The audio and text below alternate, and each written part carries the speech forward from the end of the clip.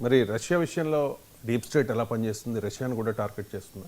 Yes అండి, రష్యాని cold war ఎరా నుంచి చూడండి, పెట్టుబడిదారీ వ్యవస్థ వేళ్ళు ఊనుకునే సమయానికే యూరోప్లో ఫ్రెంచ్ విప్లవం తర్వాత, అమెరికా విప్లవం తర్వాత, బ్రిటిష్లో ఈ రిఫార్మ్స్ తర్వాత, రెనైజాన్స్ తర్వాత పెట్టుబడిదారీ వ్యవస్థ వచ్చింది.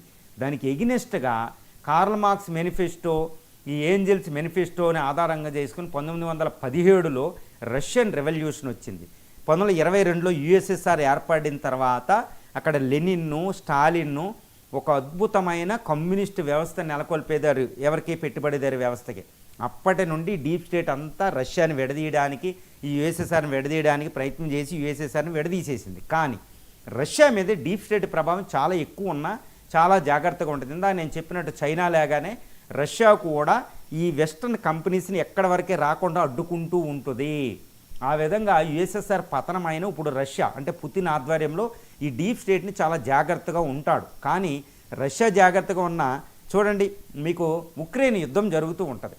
ఉక్రెయిన్ యుద్ధం జరిగేటప్పుడు ఉక్రెయిన్ అధ్యక్షుడు జెలెన్స్కీని పుతిన్ పక్కన పెడితే వెస్ట్రన్ మీడియా ఎవరిని ప్రమోట్ చేస్తుందండి? డీప్ స్టేటు జెలెన్స్కీని హీరోగా చూస్తుంది. వాడు ఒక నియంత, ఎలక్షన్ కూడా లేవు, ఒక చిన్న నేత వెళ్ళి అటాక్ చేశాడు, పెద్ద రష్యాతో యుద్ధం పెట్టుకున్నాడు. నేను ఇదేని యుద్ధం చేస్తూ ఉంటాడు. ఎవరి చేతిలో ఉన్నాడు? జెలెన్స్కీ. కాబట్టి వాళ్ళు ప్రమోట్ చేస్తారు. ఏదో ఇండియా కాబట్టి, ఇండియా రష్యాని ఎక్కువగా లవ్ చేస్తుంది కాబట్టి ఇండియన్స్ రష్యన్స్నే లవ్ చేస్తారు, రష్యానే లవ్ చేస్తాం మనం. ఎక్కువగా హేట్రెడ్ ఉండదు, మంచి సంబంధాలు ఉన్నాయి కాబట్టి పుతిన్ని మనం హీరోగా చూస్తాం. కానీ ప్రపంచం అంతా ఇప్పుడు పుతిన్ని ఇప్పుడు ఐసీసీ క్రిమినల్ కోర్ట్ అయినా జీనోసైడ్ చేశాడంట, పిల్లల్ని ఎత్తుకుపోయాడంట, చంపేశాడంట. మరి అమెరికా అధ్యక్షుడు నెతన్యాహు ఇజ్రాయెల్లో ఏం చేస్తున్నారు? దారుణాలు చేస్తారు. అమెరికా ఎన్ని చేస్తుంది ఇరాన్ మీద, టెహరాన్ మీద ఏం చేసింది? వాళ్ళు ఏమి ఉండరు. ఈ డీప్ స్టేట్ వాళ్ళని హీరోగా పొగుడతారు. ఓకే, ఈ పుతిన్ లాంటి దారుణంగా ఆయన విలన్గా చిత్రీకరిస్తారు. సద్దాం హుస్సేన్ విలన్ చేసి చంపేశారు. బిన్ లాడెన్ ఒకప్పుడు హీరో చేసింది వాళ్ళే. ఈ బిన్ లాడెన్ టెర్రరిస్ట్ చేసి చంపేసింది కూడా ఈ డీప్ స్టేటే. చూడండి, వార్ ఆన్ టెర్రర్తో ఇంటర్నేషనల్ వార్ ఆన్ టెర్రర్ చేసేసి చాలా దేశాలతో యుద్ధం చేసి అమెరికా ఆయుధాలు అమ్ముకుంది. చాలా దారుణమైన ఆయుధాలు అమ్మిద్ది, ఎక్కడికక్కడ యుద్ధాలు క్రియేట్ చేస్తాయి. ఇరాన్ ఒకప్పుడు ఫ్రెండ్, తర్వాత షా ప్రభుత్వంలో ఫ్రెండ్, తర్వాత 1979లో రెవల్యూషన్ వచ్చిన తర్వాత ఇరాన్ శత్రువు.